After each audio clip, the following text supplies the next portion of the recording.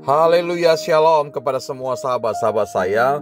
Mungkin dalam hidup kita pernah jengkel dengan seseorang. Ya, kita pernah benci dengan seseorang karena kelakuannya, karena sikapnya, karena mungkin perkataannya yang menusuk dalam hati kita, sehingga kita enggan bertemu dengan orang seperti itu, sehingga ada kejengkelan di sana. Tapi Alkitab berkata begini, 1 Yohanes pasal 2, barang siapa berkata bahwa ia berada di dalam terang, tetapi kalau ia membenci saudaranya, ia berada di dalam kegelapan sampai sekarang.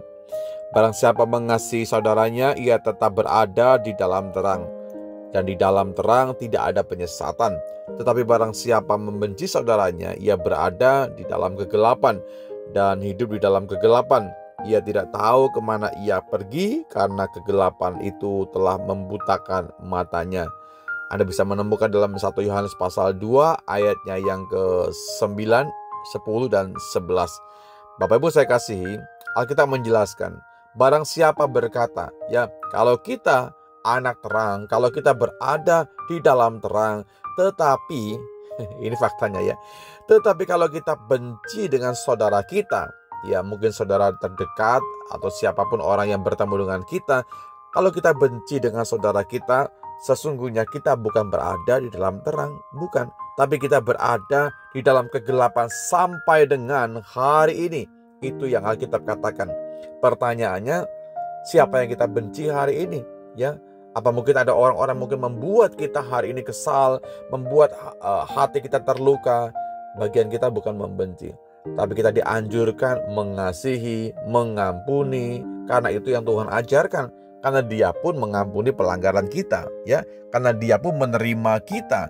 Jadi buat kita, mari karakter kita berubah. Memang saya tahu mungkin tidak mudah ketika kita mesti mengampuni kesalahan orang. Tidak mudah memang ketika ada orang-orang yang mungkin menggocoh kita, membenci kita, menghina kita, bahkan mungkin menjelekkan kita. Tapi bagian kita, kalau kita berkata kita adalah anak-anak terang, mari kita bisa mengambil posisi saya tidak mau membenci, tapi kita ganti dengan mengasihi. Karena begini ayat 10, barang siapa mengasihi saudaranya, ia berada di dalam terang itu. Nah ini pengertiannya.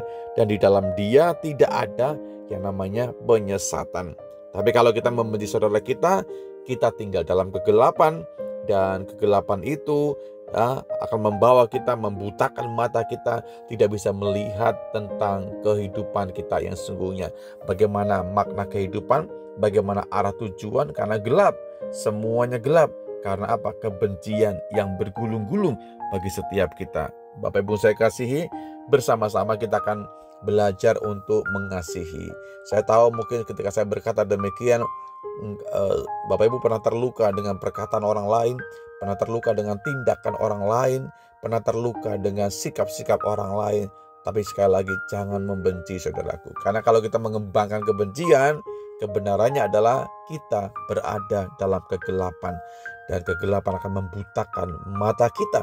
Tapi kalau kita mengasihi, kita mengampuni, kita memaafkan, lalu kita menjalin relasi kembali dengan orang seperti itu, maka sesungguhnya terang itu tetap terlihat, tetap nyata. Kita tinggal dalam terang karena kita memperagakan firman Tuhan. Puji Tuhan, ini firman Tuhan kiranya membawa kita semakin menjadi pribadi yang lebih baik lagi. Terima kasih Bapa dalam sorga buat firman-Mu. Terima kasih buat kebenaran-Mu yang bisa kami terima hari ini. Kami dikuatkan kembali, kami dimampukan kembali Tuhan, supaya kami senantiasa tinggal dalam terang-Mu.